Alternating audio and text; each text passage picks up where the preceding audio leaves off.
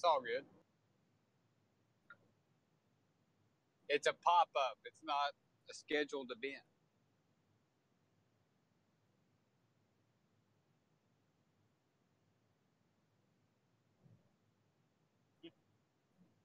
I'm about to try streaming something different from my channel. And tonight, I'm about to start streaming something different from my channel. I think it's going to pull in a lot of views. It's called Marbles on Stream. I enjoy watching it on Twitch. I've seen a lot of people do it.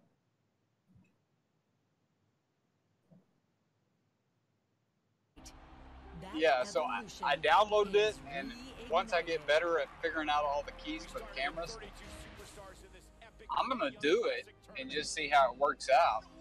And it might be something. Crap, I might even do it from our channel.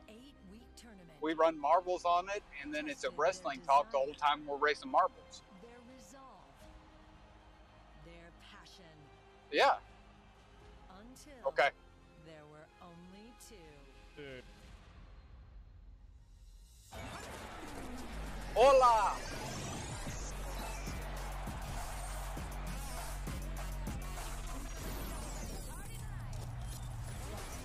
That's great.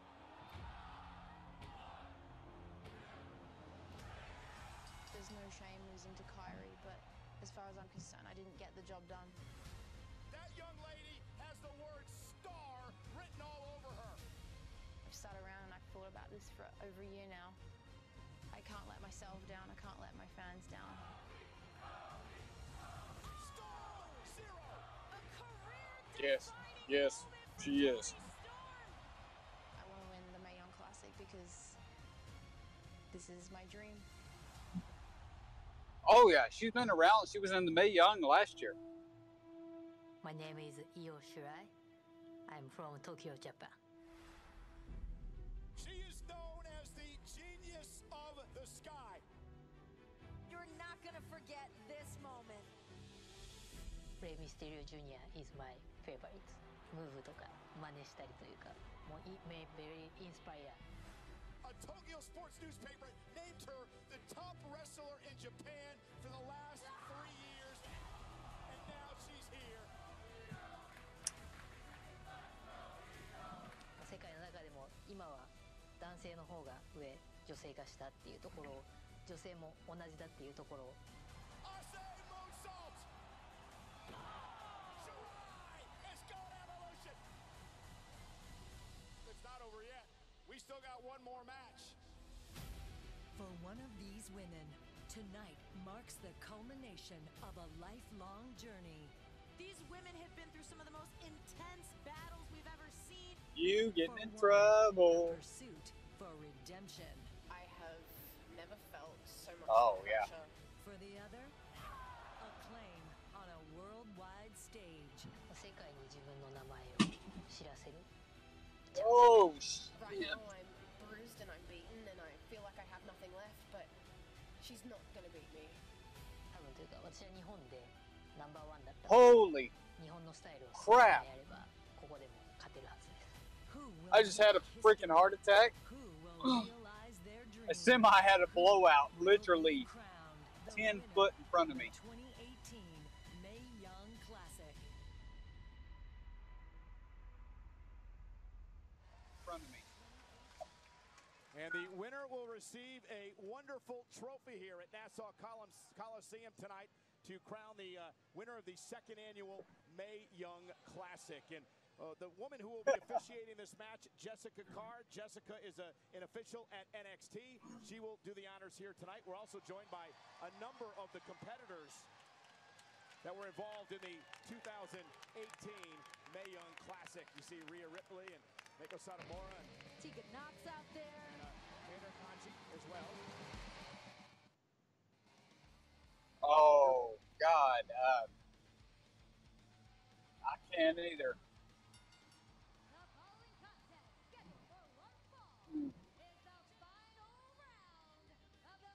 I can tell you this, in the state of Texas, you don't have a choice but to be around them.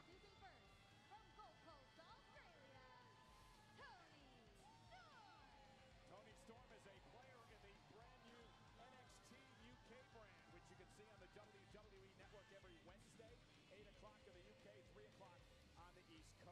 Oh, yeah. Storm, one of the finalists for the Mae Young Classic, ready for action here tonight.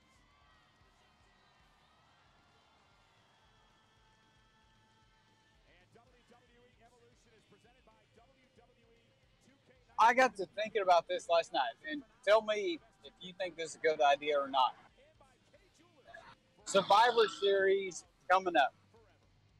So what if every year what you did for a women's Survivor Series, obviously the go-to opinion is going to be Raw versus SmackDown, right? What if you had one NXT women against Mae Young Classic women? How awesome would that be? As Io Shirai makes her way to the ring, I do want to do a shout out to Tegan Knox, who we saw moments ago in ringside. Tegan was injured in the Mae Young Classic. She was a pick by many to win the event. She's recovering, and she says she cannot wait to be back in action. But Beth, let's talk about the genius of the sky, Io Shirai. I gotta tell you guys, I am so emotionally invested in this match. We got to sit at ringside and watch these women move through each and every single round. Oh yeah, for sure. Was nothing short of impressive. Heavily influenced by Rey Mysterio, she's made her name in Japan, and she came into the Mae Young Classic and set it on fire. And I'll tell you, Toni Storm, who in the semifinals beat Japanese legend Meiko Satomura in what I thought was the match of the tournament. An incredible performance in a major upset by Toni Storm that night. And what a brutal, hard-hitting match that was, but that shows you exactly what Toni Storm is made of. You want to talk about moxie and guts? Toni Storm's got all of it. Io Shirai made it to the finals with a victory over Rhea Ripley. So Shirai Now, and Storm. you've established that you haven't seen Storm How nervous must in the this end of woman be, Beth? This is such a huge stage. Not only is this the final, on the independent scene. You haven't seen her. Have you seen the other one from Japan? Ishii or I can't. And speaking of that, later on tonight, Kairi Sane defends her NXT Women's Championship. Okay, so you really haven't watched any one of these, and I'm assuming you're like me and didn't really watch Mae Young Classic. In the finals of the Mae Young Classic, the world, of course, talking about hashtag WWE Evolution. So for Toni Storm, Beth, what does she need to do to knock off the, well, many call her one of the best in the world, Io Shirai? Well, first of all, Toni Storm has to keep Io on the ground. Io is called the genius of the sky because once she gets to that top rope, it's usually the end game. Toni's an excellent grappler, and I think she's got to stick with that style and keep Io on the mat. Toni Storm at 22 years old. She was the first women's champion for the Progress promotion in the United Kingdom. She had wrestled in 13 countries before the age of 20 years old, and a nice headlock takedown by Toni Storm. Right. For 22 years old to have the experience that Toni Storm has, and Michael Cole, you said it best earlier that Toni Storm has star written all over her. Yeah, no doubt about that. Toni Storm. I am too. I didn't know either one of these ladies besides watching Storm last year's Mae Young. And she was impressive last year. I don't know. I think it's a little bit of a mind game, Michael. I mean, Toni But wants to show as for, she made it far in the Mae Young Classic and last year, but again, guys, ignorance here. I can't pronounce names to save my life, so I'm gonna call her the Japanese girl. In the finals with her best friend Kairi Sane in the building as well. And when we talk about pressure, Renee, these layers just keep building. When I saw this match on the card, I had to go and research these two wrestlers just to see what they're about, their styles, and everything like that. And if you go on YouTube and look up Ishii or Ishii or whatever that name is, holy crap, dude. It's insane. This is what I like about Toni Storm. She's so unorthodox. We're seeing some Japanese influenced wrestlers here lately, as in Asuka, as in Kairi Sane. This girl might be the best of all of them.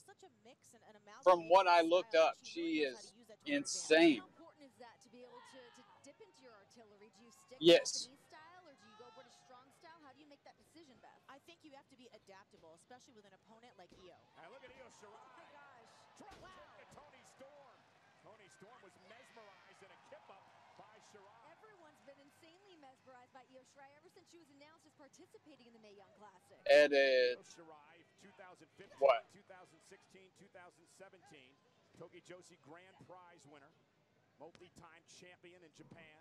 Oh, and knees right to the midsection. Cover now on Toni Storm, and Storm just gets the shoulder up, and now Shirai looking for a submission move, perhaps. Right into a nice submission. I'm pretty sure that's all updated. Having fun doing this. Soak up that moment. I think so. Click it. Universe invested all night long, sold out in Nassau Coliseum. Again, wherever you're watching us in the world tonight, the WWE Network, thank you for joining us. This is the finals of the 2018 Mae Young Classic. You're looking at two of the best in the world, really the future of WWE, Io Shirai and Toni Storm. Storm's in trouble. Shirai perhaps looking for a tap-out victory as Toni tries to make it to the bottom ropes. Well, Shirai wisely following her opponent, rolling with Toni, keeping that hold, putting the pressure on, really working that maneuver in particular. Oh, Toni's The stream elements is right. Yeah, force a break for Io Shirai. A lot of pressure placed on the pectoral region to really warm her up. I mean, Io used a moonsault as a finisher. So, Beth, let me ask you, the pace right now, which one of these women does it help? I think this pace favors Io. She's looking for an opportunity, an opening.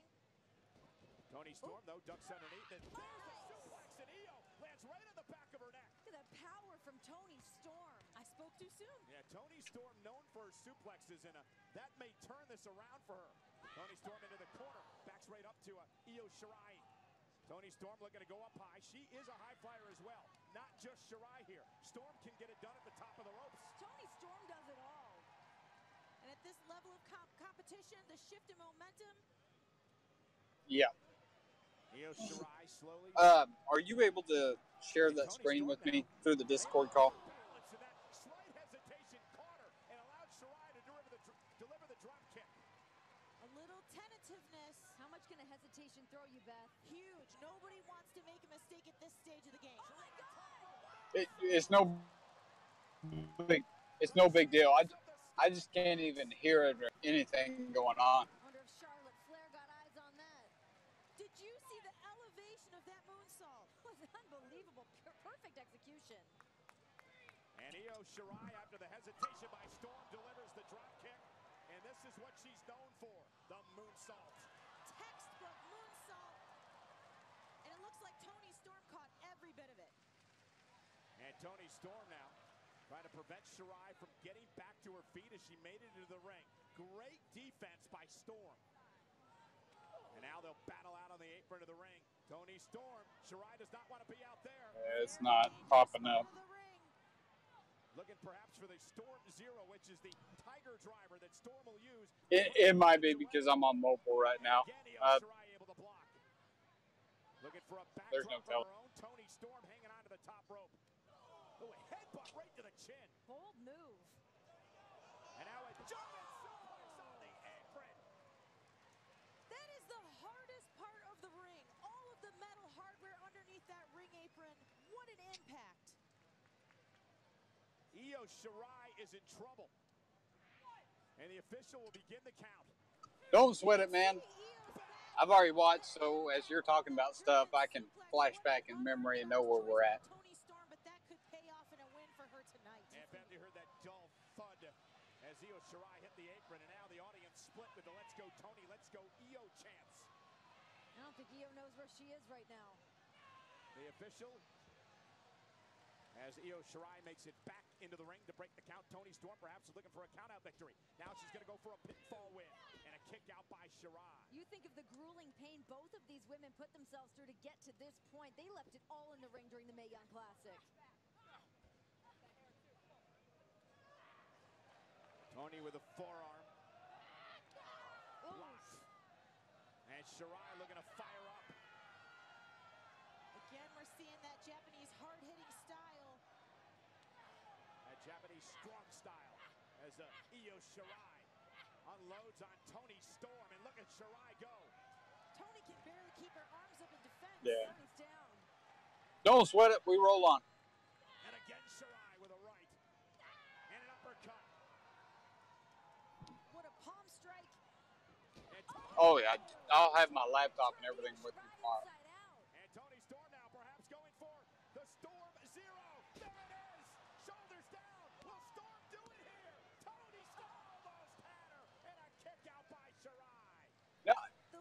disappointment on Tony's I can tell you this, going on that price range, I cannot.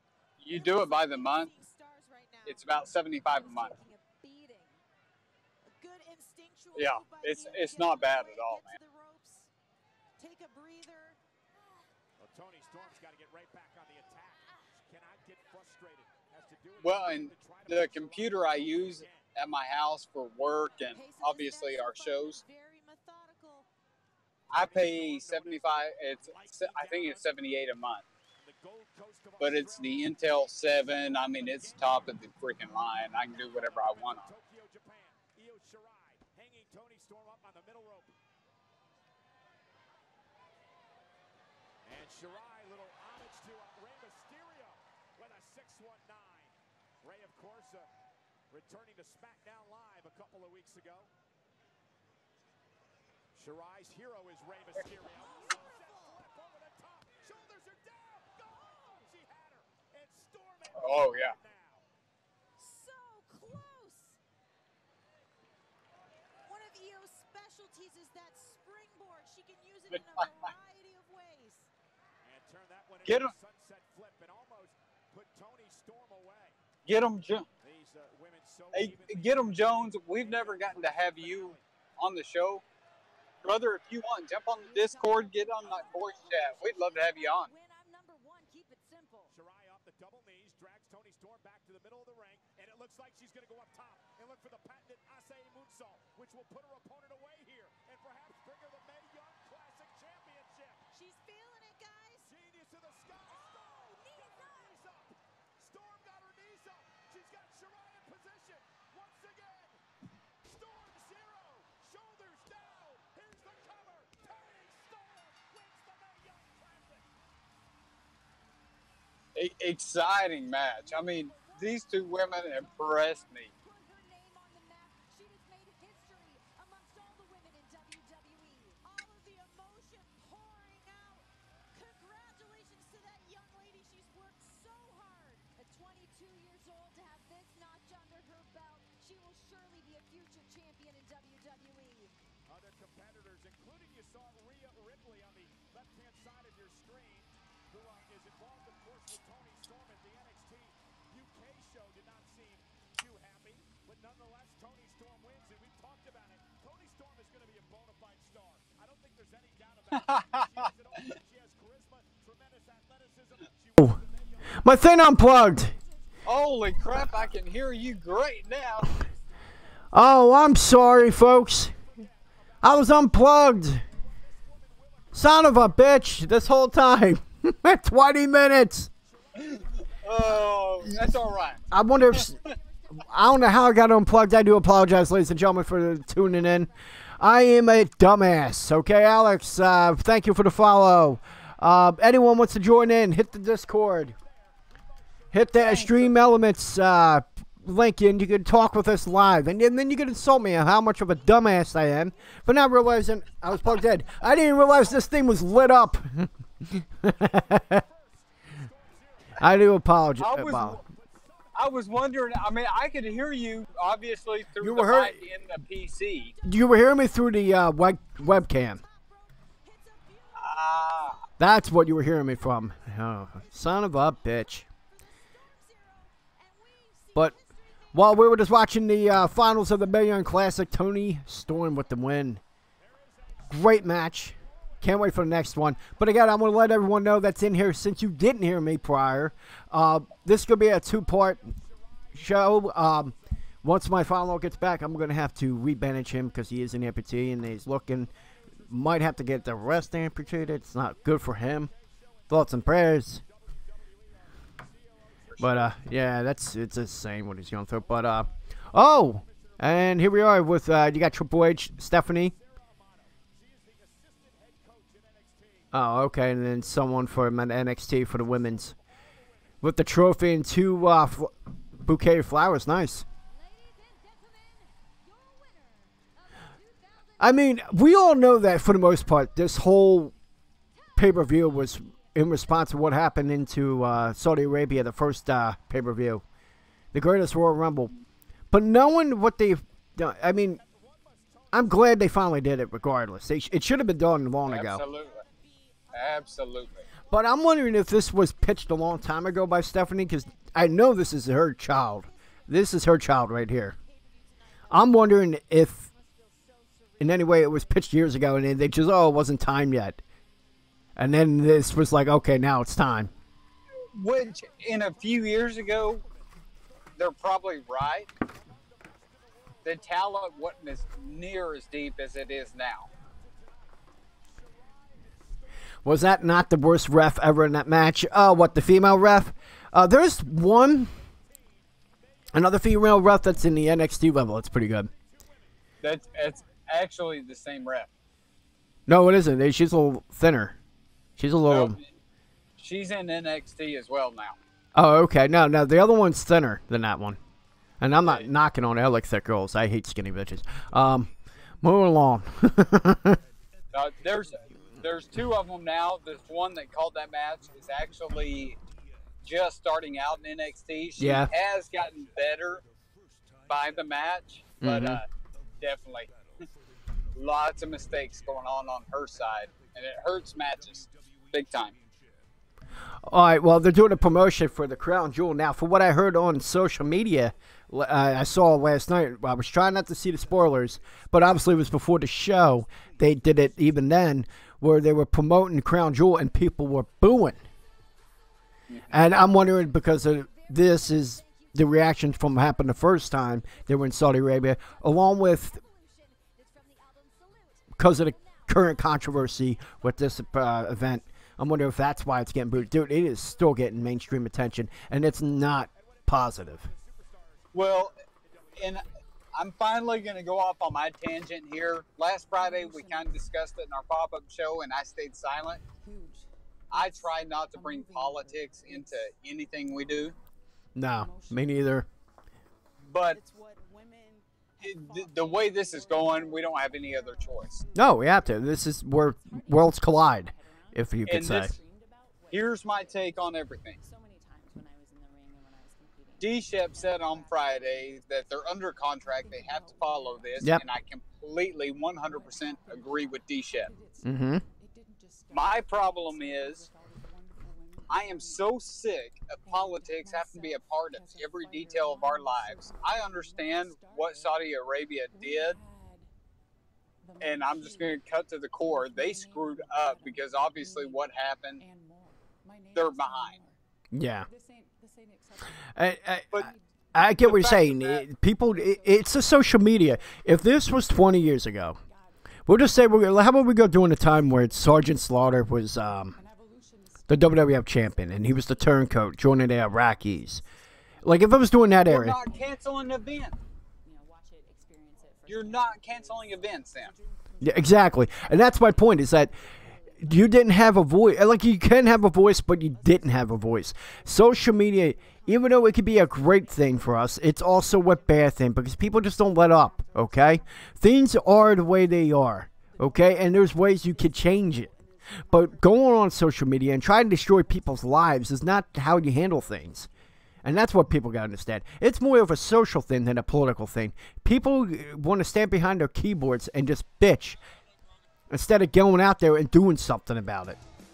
Absolutely. And it's more detrimental that they go behind the keyboard and get destroy someone's life as opposed to going out there and doing something about it. It's more damaging from the keyboard. And that's sad. Here's what Go ahead. Here's what I'm going to say political-wise. Yeah. Because outside of this, you're not going to hear me get political on the show at all. No, me neither. If you don't like what's going on, guys, the votes are open in 2 weeks. Make sure you go take care of it there. Outside of that, we don't need all this division and everything else, throwing a fit about this and that. Back who you support, and let's go from there. And here's the thing. Now here we're at the Riot Squad match, so we're going to get ready for that. And what is it? The hug and how do they call it? The hug and boss connection. Oh God. Yeah, we're on that. It's whatever it is. Yeah, the 6-man match, and here we go. Now they're going to go through the 20 commentating teams. Here's our Russian. Here's our Ethiopian. And Funaki. Funaki's the greatest. I actually met him after the Royal Rumble 2004 at a Denny's, right outside of Philadelphia. Really nice guy. Very humble. Got his autograph. Got him to the SmackDown #1 announcer. And he speaks great English. He does. He does. I always said I was a fan of his work with Kai and Ty, and he was very thankful, and he appreciated it. Yeah, I got to meet him. It was probably, I want to say it was 04 too, maybe 05. I actually got to meet him at Terry Funk's house one night. Awesome dude. I got to meet him just for an autograph during the ECW. Oh, that was my cat. Okay. Get him Jones in chat says, the thing that I don't like is that the mainstream media doesn't put out the whole story. They don't talk about how the WWE is in the second year of a 10-year contract. Can you imagine how much money it would cost WWE to not show up? Yes, it's a breach of contract. But here's the thing with Get him Jones. This is why our, asshole of a president calls them fake news, because they don't fucking report all the facts. It just has to fit a narrative. And I'm talking about all ends. Fox News, CNN, you name it. It's all to cover their side of the spectrum. This is why, here's the thing I'm going to tell you. I'm a centrist. I'm a libertarian because I go by issue. I will say this politically. I think parties are horrible. We should get rid of them. It should be based on issues and not toe the company line, or in that case, the party line. That's the way it always should have. It should have been that way. Unfortunately, it isn't that way. But going on with what you said, it's just, yes, they're not reporting all the facts. That is the thing. Here's another thing. They are a publicly traded company. They don't have say. If their investors say, go with the show, Vince has to go along with the show. Because if they see a financial loss, they're going to back off. It's going to hurt their stock. It would hurt them financially. They have to do it. You have to understand. It's a contract. Now, you could just argue, why did they do it to begin with? But as far as continuing it, because of the current controversy, you can't blame them. Completely agree. And D-Shep said that very similar thing. I mean, that is it right there in a nutshell. People just need to shut the fuck up. Let it go. Let them do the event. Now, if any wrestler doesn't want to participate, it's similar to 9/11. He didn't reprimand anyone that chose not to participate in that event 2 days after 9/11. And there were wrestlers that backed off and went home. They drove home because they couldn't fly home. And listen to the episode of Something to Wrestle with Bruce Pritchard. They do cover that recently. Great episode to listen. Yeah. Listen to that episode. And he said, and that was the main question, was anyone reprimanded for not doing that show? He said no. Vince pulled them all into the arena, in the ring, stood in the middle of the ring and said, hey, if you don't want to do the show, you don't have to do the show. You could go home. No repercussions whatsoever. And people chose to do it, some didn't. And I got a text here, and here we are when it started a six woman, I'm sorry. Let me get that right. Please try to get it as early as you can. Okay. All right. Well, and here's the other side of that. Yeah, go ahead. I'm sorry. Vince is doing all that out of the goodness of his heart, to be honest. If Vince wanted to, you're under contract just like we are. You have to be there. Yeah. Or you don't have a job. He's got that right. Yep. He doesn't do that, and I highly, highly respect Vince for that. Mm-hmm. So all this blowback that we hear coming about WWE should cancel this, well, I understand. As a society, we're upset with what Saudi Arabia did. Mm-hmm. But that doesn't change the fact that there's contracts in place. Yep. Vince has to uphold that. Stick to his word, because if he doesn't, what does that tell MSG or any of these other arenas? Or even, Vince will back you're right. out of the contract in any second. Yep. And here's the thing. You're right with that. And going on with the MSG, he kind of blew them off when the Barclays Center was built. And look what they did. They're like, okay, well, you kind of abandoned us. What do you have in April? On the same weekend as WrestleMania, on the same night as NXT TakeOver, you have New Japan and Ring of Honor going against each other, doing a Global Wars pay-per-view event in MSG, being the first promotion in nearly 50 years other than the WWE to be in that arena. So, what does that tell for anyone if they were to back out of that one? No one would invest in long-term with them and get a major payout because they will buckle to controversy. People just needed to just let it go, let the event happen, and most importantly, don't watch the fucking event. If you're so against it, don't watch it. Wow, what a maneuver there. Barely went to do a drop kick through the ropes from the outside, and she got drop kicked into the post. That was a brilliant maneuver right there. Actually impressed with that move. Go ahead, I'm sorry. And what a lot of people don't take into consideration is right along the same lines we're talking about. If Vince doesn't follow through, he's going to lose arena supports that have contracts with him. Some people won't think there's contracts if they just sign a deal and it's for this event. No, there's contracts for years in advance. You got to think of commercial deals too. Yep. That's huge. Without the commercial deals, there is no WWE, period. And those are long-term contracts. You cannot, especially the business I'm in, you cannot break a contract and expect your credibility to be there. Mm-hmm. Period, point blank. Yeah. Because look what controversy, like, a lot of people are giving people NBC heat because what they did with Megyn Kelly, because what she was talking with costumes and all. That's going to hurt them because they buckle the pressure. It's like anyone that buckles the pressure, it affects them. Some short term, some long term. This would affect the WWE long term because no arena or no country or no specific region is going to, commit to them a long term because of the smallest thing. Because a bunch of keyboard warriors want to destroy everything because they never achieved anything. Because that's the fact with these people. Like anyone that goes on his social media or anywhere like a blog and just tries to destroy someone's life because they never achieved anything themselves. That's why I never liked. It's like Trolls, and not the movie Trolls. A lot of that goes back. You hear it in today's media that's something new, that we see it popping up now, that people are attacking politics, blah, blah, blah.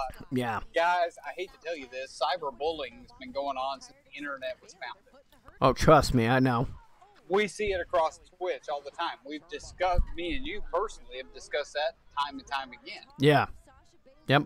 And I'll give you an example of cyberbullying being around even 18 years ago. When I would go on AOL chat and the girl would ask me for a pic, and I would be like, here's my pic, and I would get destroyed for it. That was cyberbullying by a bitch. Right. I mean, it's been around forever. Maybe it's escalated now. Well, it's because it's always there. When you're bullied in a classroom, it could go away over time in memory. A lot of people would forget, and so could you. There's no getting rid of whatever happens on the internet. It's always there. You could delete it, and you could think it's gone. It's not gone. Someone can have it. Someone can have record of it. It's always there. I want to be honest with you. This 6-woman tag is actually a lot more entertaining. This was the least anticipated match. From me, at least, the Riot Squad with the Hug and Boss connection and Natalia. If it tells you anything, it was the least of my matches. I couldn't care less to see it. I'll tell you, the crowd is lit, though. It was a great match, but still the lowest ranked match on the card. Yeah. And I would think the Battle Royal would be that, but this one to me kind of was the bottom feeder, but it was a good match. It was. It tells you how good this pay-per-view really was. Yep. For anyone who wants to pop in and discuss this with us, I just hit the Discord command. Go and hit the link on the Stream Elements post there in the chat, and you can join us and talk with us. We can talk. Come on, get that. Evolution. Oh yeah, we can talk about anything. Whatever. Well, you know what? We're not trying to be Alex Jones, okay? You know, the chemicals are turning the wrestlers gay. Of course, that's a horrible joke, I know. Yeah. And but that's my whole deal. I wanted to get my take of politics. I wanted to get politics out of the way because you just don't want to feed into any of that crap. That's not what this stream is about. No, and here's the thing: wrestling brings us together. Wrestling brings us together. There's we understand you got to take things like that seriously. It has it runs us, but this is a thing that we enjoyed to escape that. Just like you go to any sporting event to escape. Why you go to a movie theater? To escape what's going on out there, because it's not always the greatest thing ever. Okay. No matter which side is in charge, it is not the greatest thing ever. All right? So, what do we do to escape the insanity? We entertain ourselves. How do we do it? Movie, music, wrestling, sports, whatever it is, video games. That's what you do. You escape from it.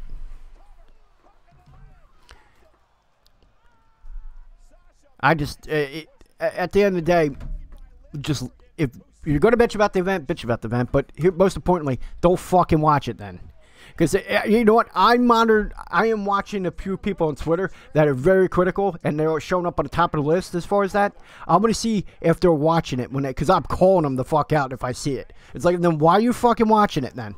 If you're so critical of it and so, what it stands for and all, why the fuck are you watching it? You there? Well, oh, okay. Yeah. Okay. And here's my whole thing. Do I agree that we should have the event? No, I don't. But the fact remains, it's a contract. is in a contract. Yep. They have to do it. Oh, Sasha fucked up. Absolutely. I love WWE. I've supported them since I was, 2 years old. Yeah, 30 years I've been watching this. Did you go up in the era was World Class still around? What was the big promotion? Its way out. It was on its way out. All right. To be honest, at the time, I was born in 86. And what? So, 86. Oh, okay. So you had WWE doing their stuff. WrestleMania was just getting started. But where I lived, you didn't get WWE. Oh, wait a minute. Didn't you? You had a promotion that was kind of partnered with him. Was it Bruce Pritchard was a part of it? It was USWA, wasn't it? Or World? Most of mine was WCW. Oh, really? They were tanking at the time. It was horrible. But that's what you had to watch.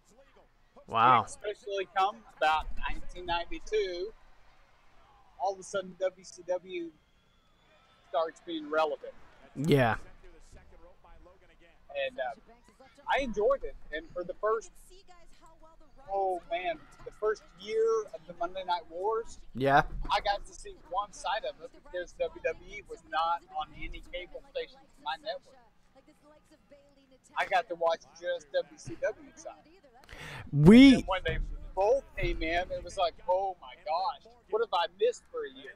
Yeah, we had WCW because we had TBS, which is that was their mother station, so we got to see Saturday night, WCW Saturday night, and then they had another network where Barely is covering a senton on both Barely and Sasha Banks. Hold on, 1, 2.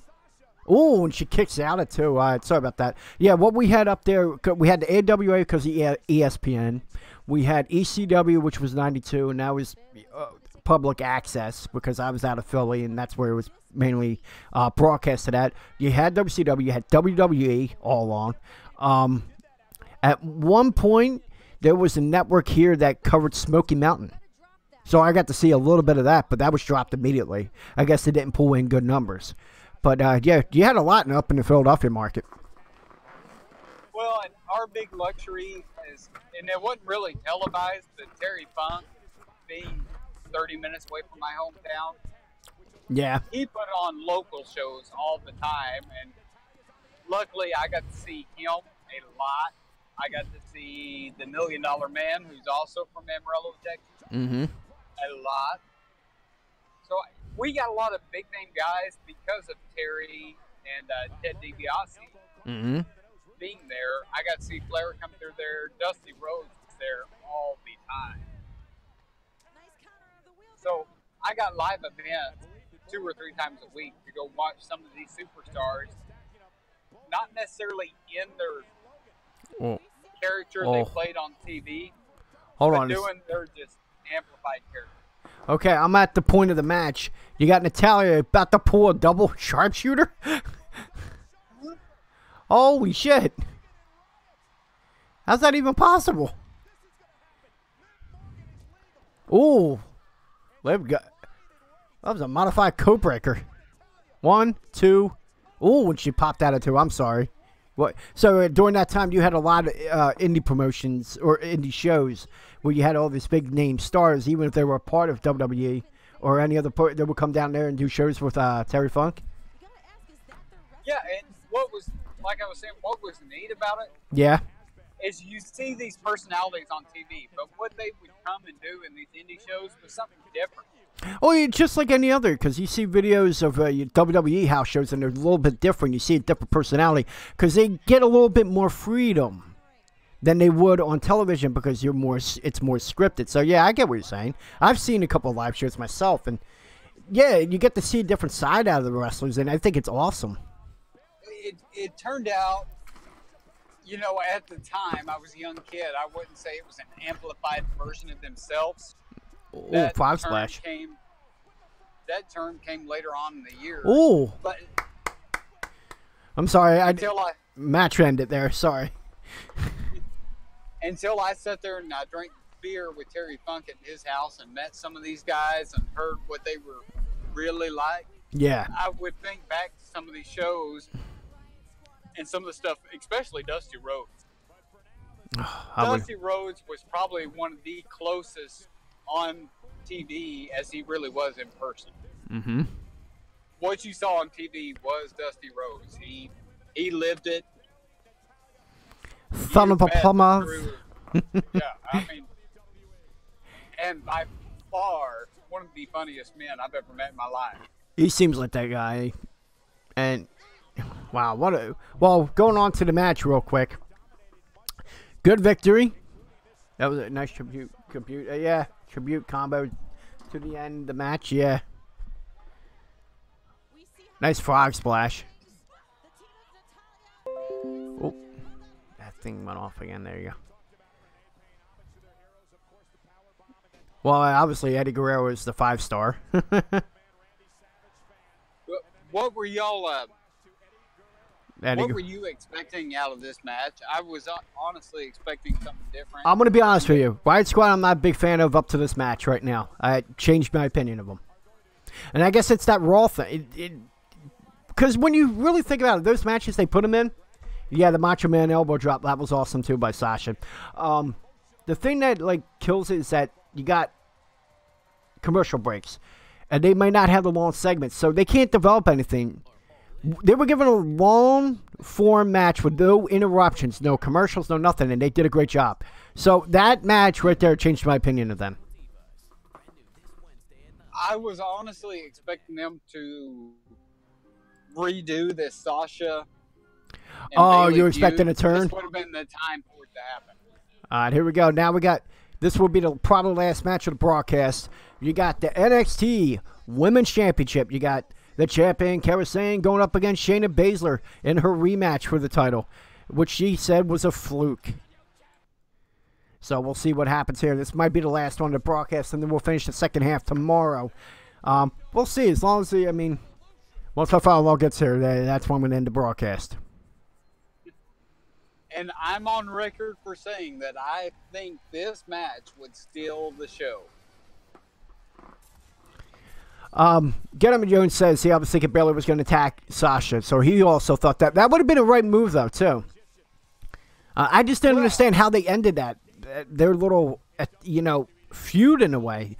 they go to a psychologist and then that's it? They're done? They're fine?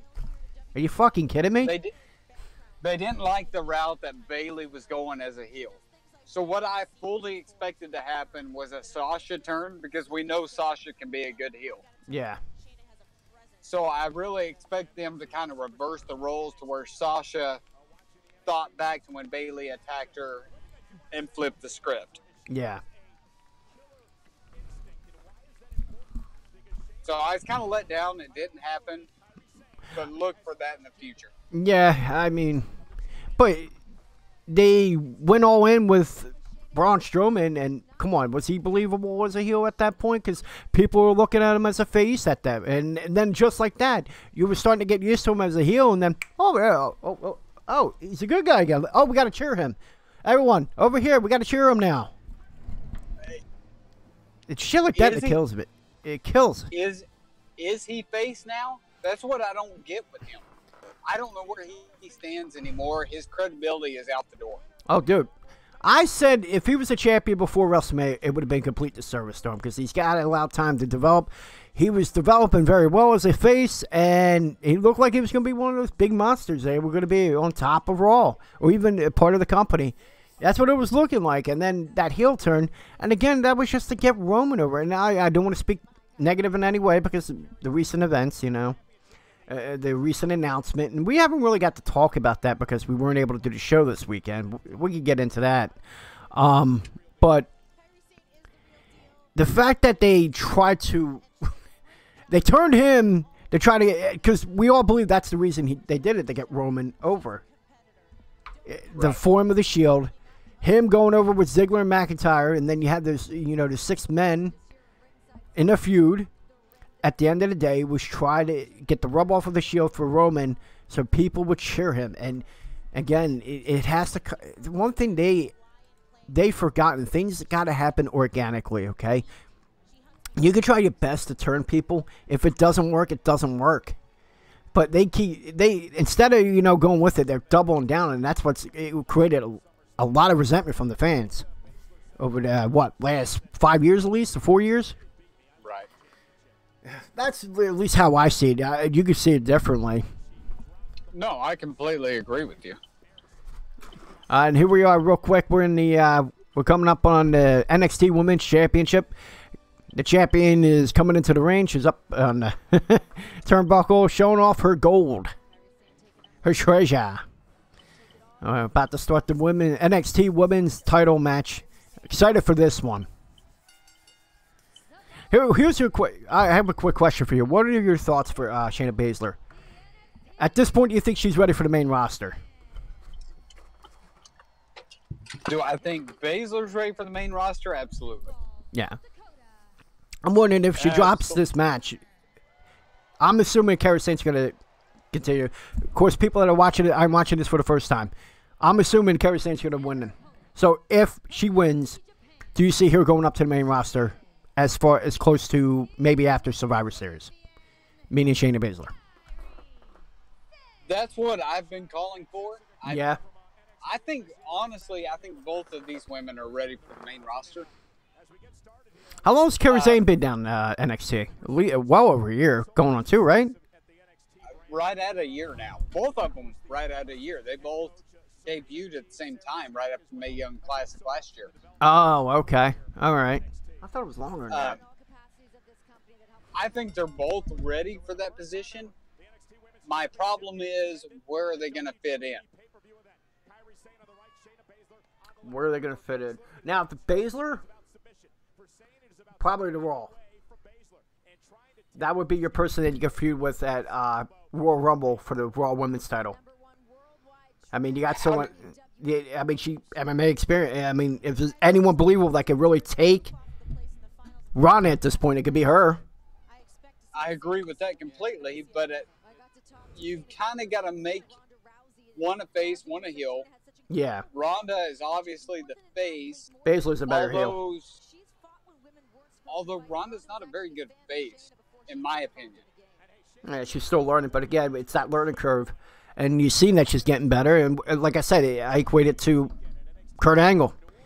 How quick that she has learned. She's learning at a rapid pace, and we saw that 18 years ago with Kurt Angle. Yeah, my only problem with Ronda's side of it. Look at the mind games. They should have brought her in as a heel. Yeah. Play off that UFC deal, because we've seen it. History proves itself over and over again. It's easier to learn the heel side than it is to do the face side. Character development, you could do more than you can with the face. There's limits. Exactly. Yeah. So Ronda should have been brought in as a heel as she learned. Mm-hmm. They didn't do that. She's doing a good job with what she's got. But as for her and Baszler, I don't want to give away too many details. You got to watch this match first. Yeah. This match changed my opinion on how I would go with things. Oh, okay. Ooh, nice stomp. Wow, right on the apron there. She had Baszler laying on the apron there. She went up and springboard and did a stomp. Nice maneuver by the champion. In chat, Get 'em Jones says, do you think they ended Sasha Bailey thing because they had plans on turning Becky? Two different brands. I don't think it had anything to do with that. Because you gotta have your top face and top heel on both brands. I think it all ended because Sasha got hurt, and they did not like what. Oh, that is right. Yeah, she was hurt. Yeah. Yeah, she had to step out. She was injured. Because when that feud started, if you notice, Bailey didn't compete in another match after. That's right. I didn't notice that. Because during that time, you had all that clusterfuck. We were all focused on the Universal Championship. When they're going to finally, there was a lot to talk about at that time. And the missed opportunities where we forgot all about it. We did kind of forget about that. She got injured. That killed a lot of it. And then on top of that, I don't think they haven't came out and said anything, so I'm just using my opinion here, guys. Oh, nice maneuver by Baszler. Wow, it was like a modified Dominator. Nice maneuver. Oh, yeah. Have you spent much time watching Baszler? Little bit. I only seen a few. Oh, man, she is phenomenal. And you talk about heel. Oh, my gosh. Oh, I've seen her promo work. It's gotten better. Because I've seen, like, in the beginning of the year, compared to now. Oh, my God, that's a... Wow, that's a nice arm submission. And she's stomping on the hand to keep it in place. Wow. Holy shit. Is that the shoulder stomp deal? Yeah, from the rope, yeah. Wow, what a maneuver. It's... Nice attack there. Hey. What's up? There's so much I want to tell you what's coming. I'm not going to do it. Okay. Just... There is a move coming to the arm. Okay. That's going to blow your mind. Well, she's got the arm bar right now. Well, from behind. Not the arm. Oh, well. I forgot the name of the lock. It's a... Oh. Countered. 2. Oh. Almost rolled her up for the victory there. She is light years ahead of Ronda, in my opinion. Wow. Okay. I think I completely agree with that. You know what? I would say I would agree with you, and I'll tell you why. If she went down to NXT level and then came up, it probably would have been better for her. But you wanted that big name for WrestleMania. They didn't have that this year, really, because you were going to have a rematch that wasn't well receptive, and I'm talking about the Universal title. WWE title wasn't. People were anticipating it, but they knew it was going to be a watered down version. That was AJ and Nakamura. Despite that, was probably a really good match, and the whole card was really good. It was a lot of people say it was one of the best in years. You needed that, that shiny, like, I guess what would you say? You needed that. You needed that name. That toy. Yeah, you needed a nice new, shiny new toy. Yeah, there you go. Great analogy. Shiny new toy to get people over to that, and that also attracted a new audience because you're getting UFC people coming over and checking out. Oh, what's this? Ronda Rousey's going to be on WrestleMania. All right, let's check this out. So you just got probably a lot of people that subscribed to the network because of that. So it was a smart move, but it probably been more beneficial for her to go through NXT. Oh, nice spinning back fist there by the champion. Man, this is a great match. Oh, it's phenomenal. These two always tear the house down. Where would you see, out of these two, which one you see will go to Raw, which one will go to SmackDown?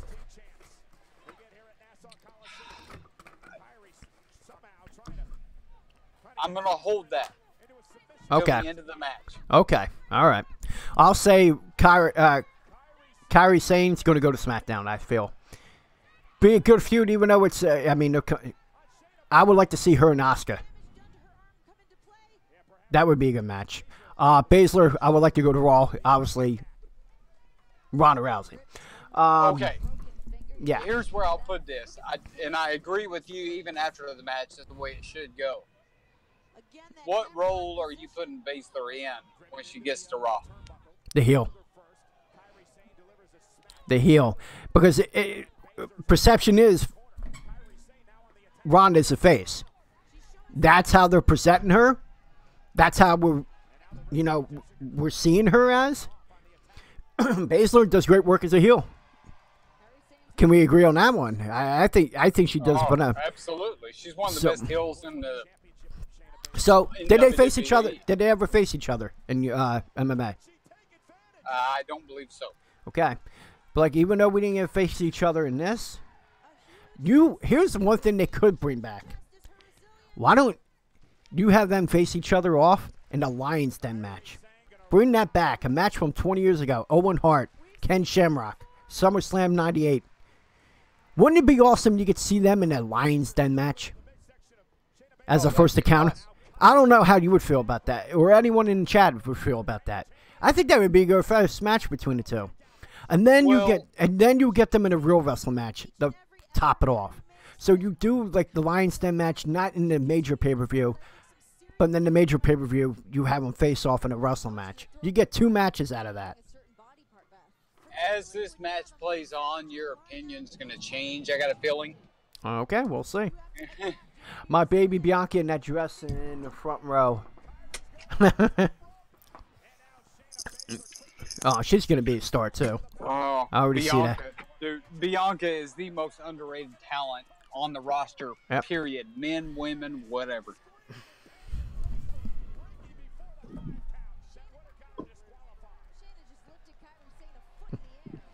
Oh, she's mocking the champion. I like that. See, that's where Baszler's good at. But I wish like a lot more people would pick up how Ciampa and how Alexa Bliss use social media to where they taunt, like when the fans go after you and you taunt them out when you're outside, or if you're going through the crowd, or if you're on the mic and you just you shit on their local heroes or the city alone. I wish they would use that a lot more, like any heel. Becky Lynch did a great job. Oh yeah, Becky Lynch. How could I forget about that? Yeah, Becky Lynch too.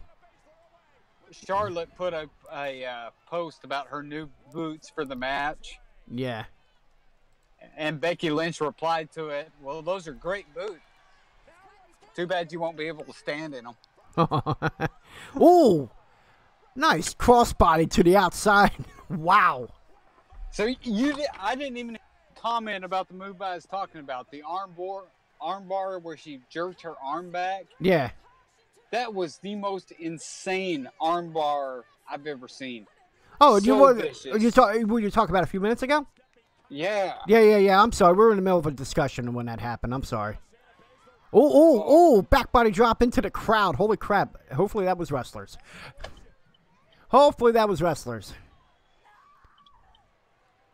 Riot Squad is dropping Ronda on Raw. Baszler debuts to help Ronda, then hug each other, and Baszler chokes Ronda out. That would be a great way to get instant heat. Beautiful. Beautiful booking by Get 'em Jones. Oh, what's this?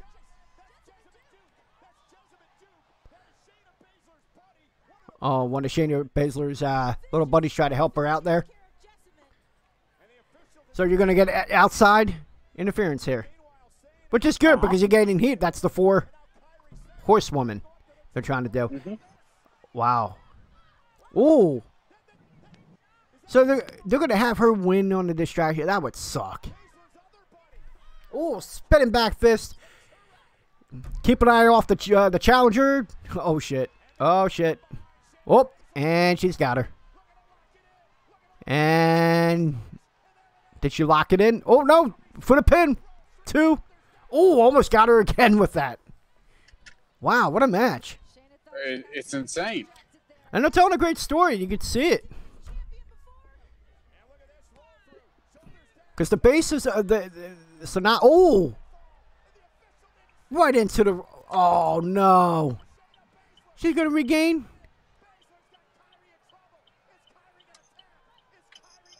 Don't tap, don't tap. Come on.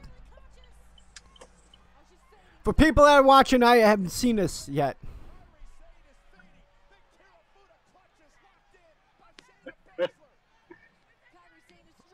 But does that tell you how good this match is? Look at how invested you're getting into this one. Yeah. Oh, okay. Well, the base of this match is that Kairi Sane is trying to prove that that wasn't a fluke how she got that victory.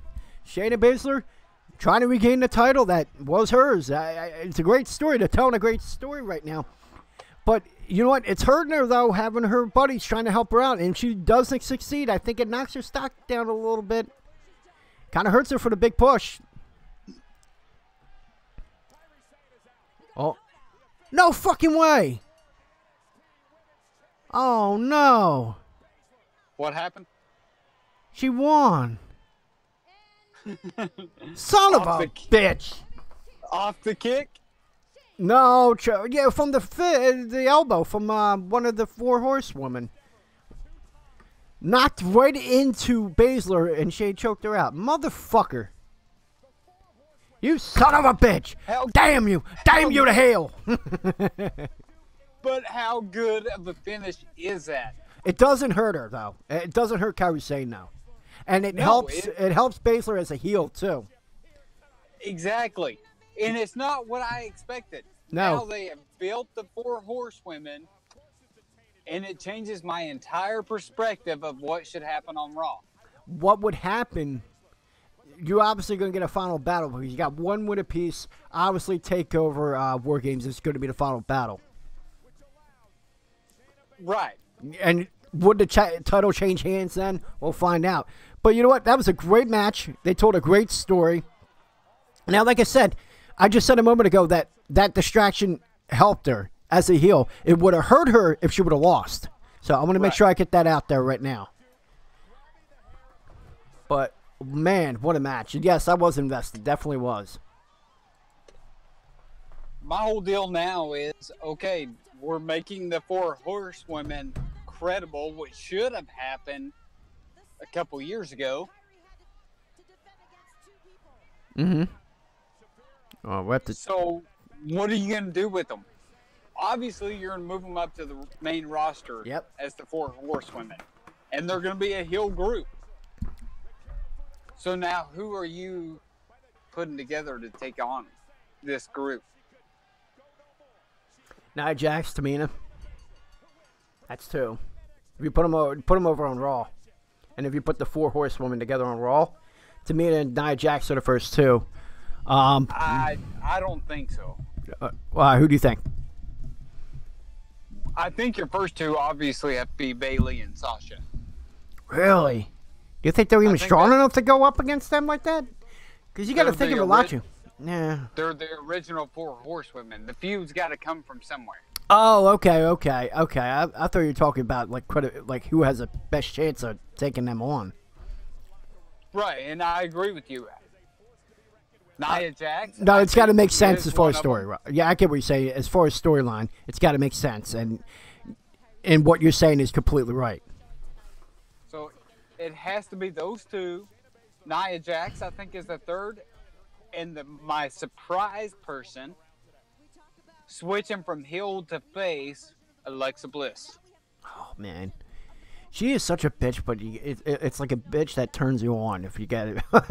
Exactly. She's phenomenal at her role. I mean, it's kind of fucked up to say as we're watching a women's Evolution pay-per-view, but come on, we still think with their dicks, too, okay? Let's be honest. We're impressed by their athletic ability. But we still think. But of all storylines, to flip her to face to see how she will do as a face, is that not the perfect setup? Because you can flip her back at any second if it's not working. Yeah, because she has that bitchy attitude where it could be perceived anyway. Which I'm shocked that the fans don't, because it's a similar attitude to Steve Austin. And who else is being looked at as that right now?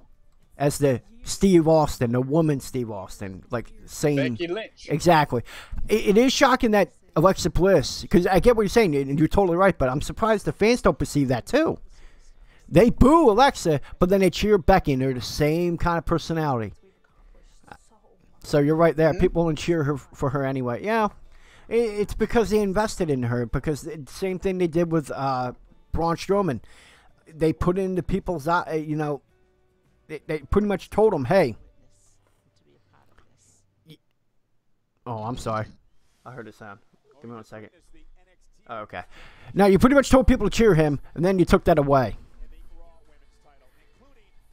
They kind of did that with Becky, but Becky's doing her job. Oh, shit. The SmackDown title's next? Yeah, you only got 2 matches left. Oh, yeah, because we only got an hour and 12 minutes. Wow. This is going to be this last woman's standing match, which isn't the first one, is next. So that's probably going to be a long match. Now, as far as this whole build, what do you think was the greatest thing they did? I think we might have to cut it off there, though, because I don't know if I'm going to go much longer. We'll cut off the show, and then we'll go into discussions about some stuff to fill time. Okay. As far as that build to the match, what was the greatest? What did you like the most for the SmackDown Women's title? Is there a specific moment that you liked the most for the build?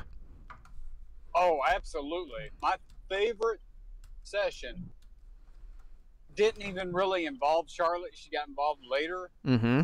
But when Edge came in and said, "You won't even like yourself," and Becky looks down, "No, you're right. I don't like myself. I love myself." That was the highlight of the entire feud to me. I totally agree with you with that. And because they were trying to get heat. I mean, they're doing the same thing with her like they were doing with Roman. It was the same thing. One was trying to get cheered, one they were trying to get booed, and just people were given the opposite reaction. But going on with going back to what Roman said back on Monday Night Raw, whether he cheered me or booed me, I got a reaction. And that's all he ever wanted. So I guess they could appreciate that, but you also got to appreciate Becky with her consistency of trying to get heat. And she's doing a good job at that. Well, and big shout out to Simon from What Culture Wrestling. Thumbs up. Yeah. Definitely. He coined the phrase that Becky Lynch is the reverse Roman Reigns, which is completely true. Everything they try to do with Roman, they're doing the same thing with Becky. Except for she's not getting booed. Yep. The more she does of this, the more the universe is loving her, including me. Because the more she does of it, I'm cheering her on. Well, because I've always been a heel guy, so I'm, of course, going to be more positive towards heels. Right. I mean, Shawn Michaels, I mean, back in the early 90s, I was one of the guys that emulated him, and then when I brought that to when I did Backyard Wrestling, my character was pretty much similar to his. Mine was a different twist. God, I had an analogy I wanted to throw out for you because this is so relevant to this feud. Speaking of that, both of us are those heel guys. We love that character who can pull it off the right way. And Becky Lynch obviously is. Yeah. If you thought back of any heel in history, who does she remind you of the most? It hit me last night. I was going, oh my God, the person she is this person. For you, who is that? With the heel turn? Yes. And how she loves herself? Shawn Michaels when he first turned? Ric Flair. Ooh. The way she presents her promos and everything, and the way she is on the mic, it's Ric Flair. You see Flair. I see Michaels when he first turned. And, you know, I see what you're saying with that, too. But the loving herself... Remember how, like, when Shawn first turned from the Rockers, he had the mirror. He was loving everything about himself. He was showboating. It was that love for himself. It was that him being conceited. And you're seeing that with her. But I see your point with Flair, because Flair was he was a better version of that. Obviously, you can't top what Flair did as far as that. I get what you're saying with that, too. I don't know. It's because I see, obviously, you're more of a Flair guy. I was more of a Michaels guy. I don't know if I'm fair with that assessment.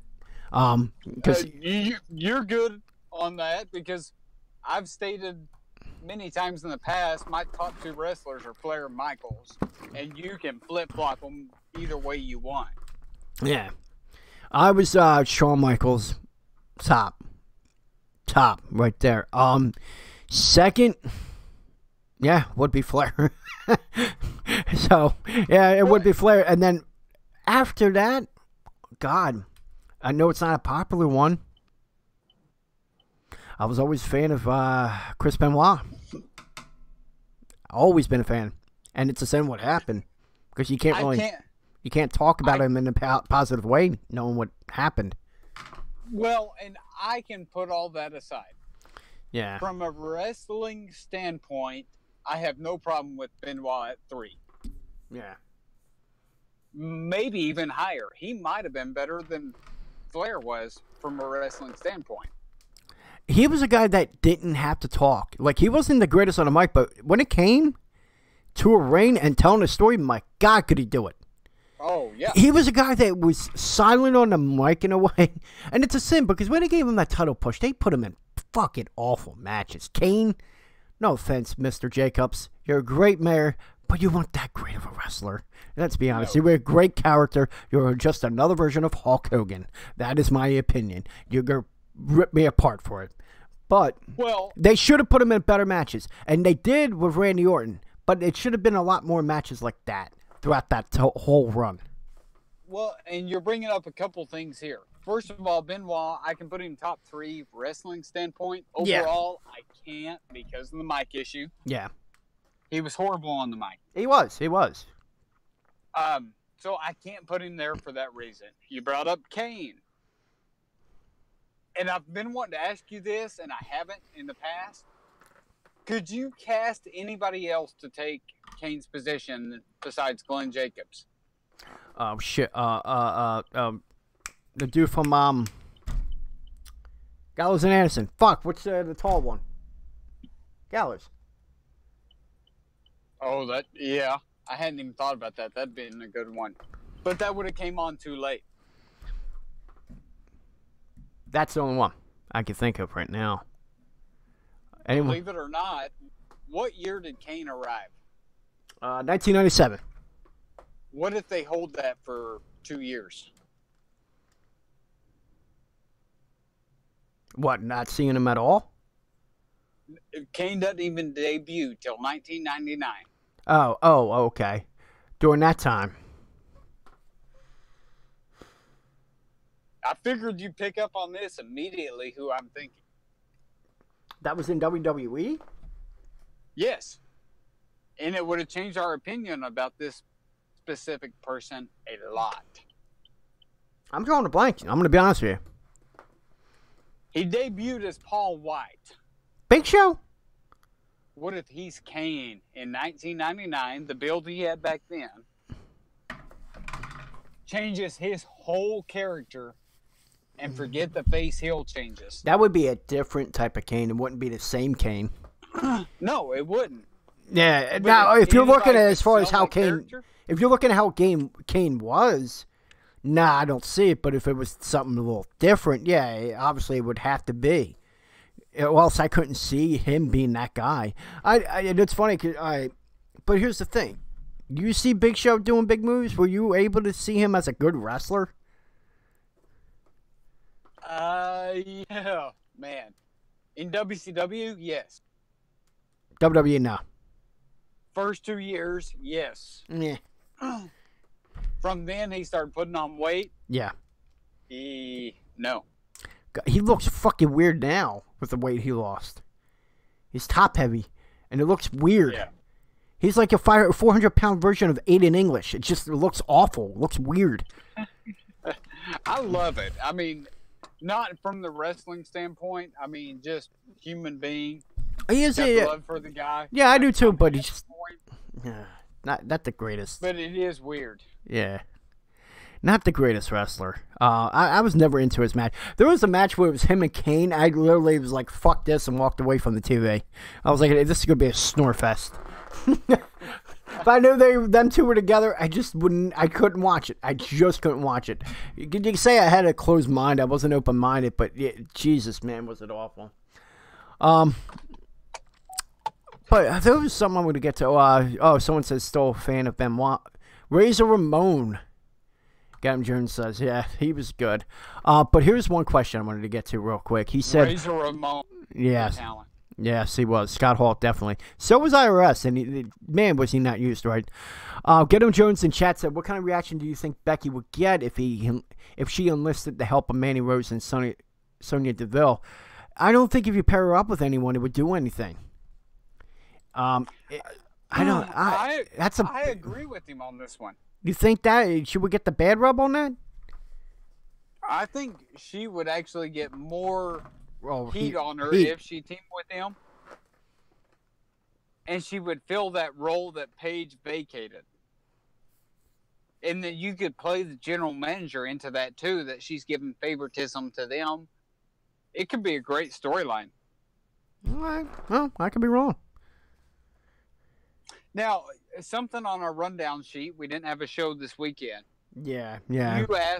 You asked what could get Becky Lynch more heat. So I've got an idea, and it's morbid, but I wanted to hear your take on this before I throw this out there. Probably thinking on a similar thing, but go ahead. We have similar thoughts when it comes to that part. Go ahead. You've got to attack Charlotte's brother. I mean, you're bringing in something very personal. Her brother died. Didn't he kind of do that already? Vaguely.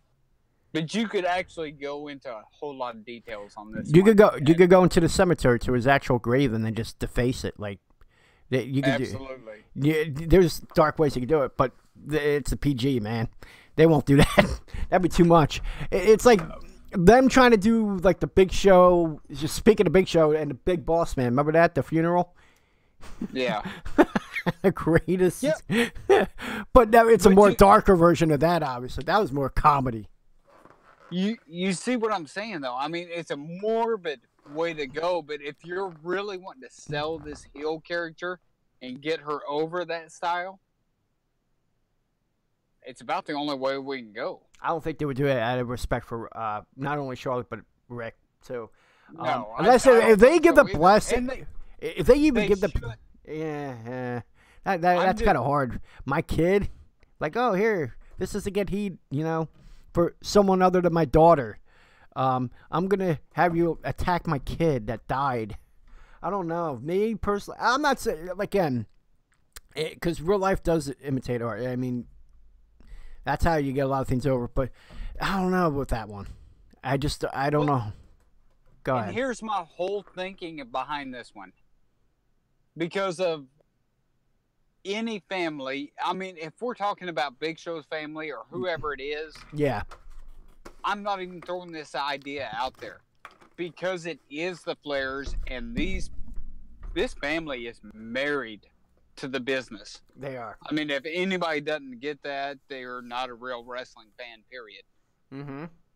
This is the one family I could see outside of the McMahons that would say, let's go there.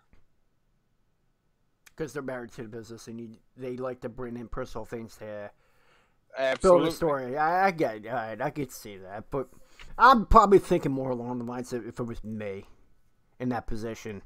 I think it would hurt because the last thing any parent wants to do is bury their kid. It should be always the other way around.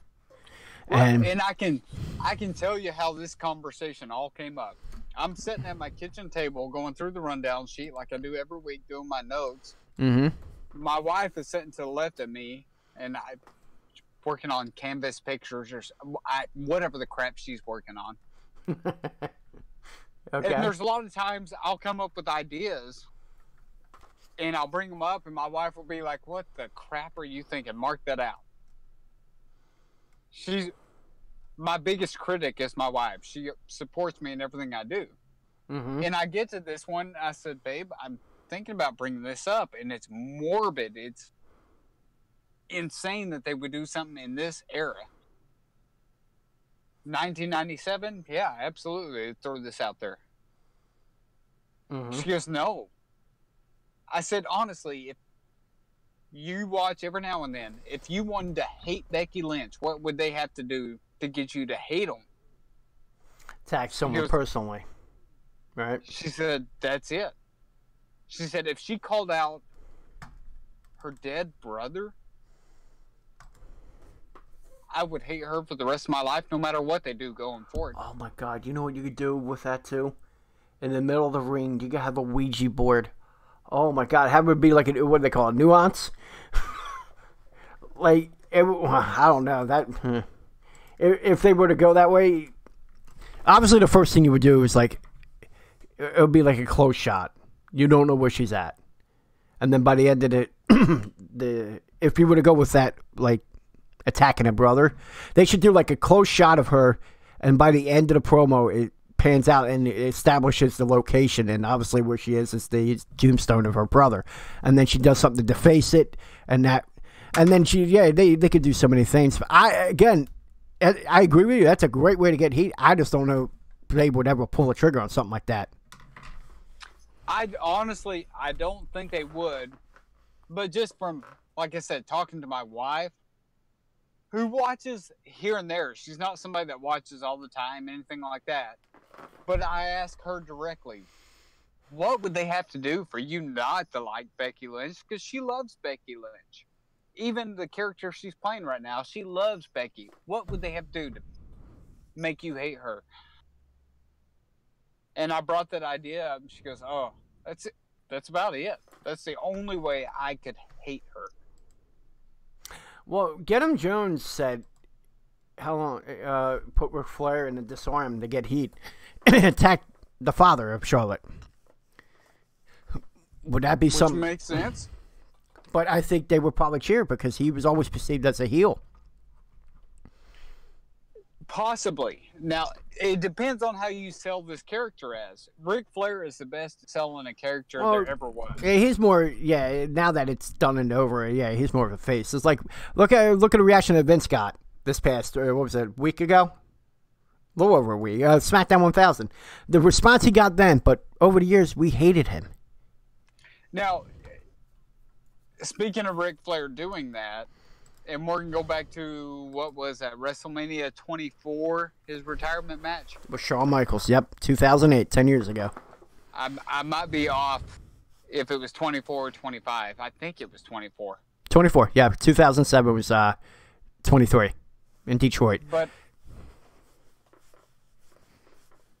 And me and you were going to speak on this one as wrestling fans, not being heel favors. If, as a wrestling fan, we were looking at that match, who were you cheering on in that match, Flair or Mike? Because he was my number one favorite wrestler of all time, Shawn Michaels. No. As a wrestling, just overall wrestling fan, you're that guy that goes with the highs and lows of every character. Shawn Michaels, you know why? Because if there's anyone that would take him out, it had to be Shawn. No. You're doing this again. We're playing this favoritism. What should happen? As far as investment, all right, yes, Ric Flair. Ric Flair. That's the one you're watching it for 1 year. And you get to that match, you're probably cheering on Ric Flair. Well, the storyline to build up because if he lost, he was done. So obviously you rooted for him. Yeah, I know. I know me and you, we favor the heel and favor the way wrestling should go. It was the perfect ending to Ric Flair's career. It was. Without a doubt. I mean, it was fantastic. And you gave him the IC title run, you know. But the way Ric Flair played that character leads into what Get 'em Jones is saying here. He could come back and play this vulnerable old man character and Charlotte attack him. We've seen that on the men's side so many times. Randy Orton attacking Cena's dad. I mean, you name it. It could be a great angle to go. And for the classic wrestling fan... Hold on. I just heard something. You got it.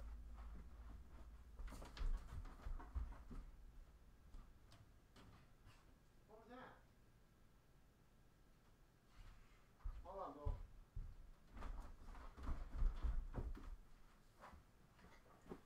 Get 'em Jones saying storyline. Everybody wanted Flair to win because Vince set the whole thing up. All right, and wanted Flair to lose. The little one's up. You got it, brother. Oh, we'll finish this off tomorrow anyway. Totally Wasted, welcome back.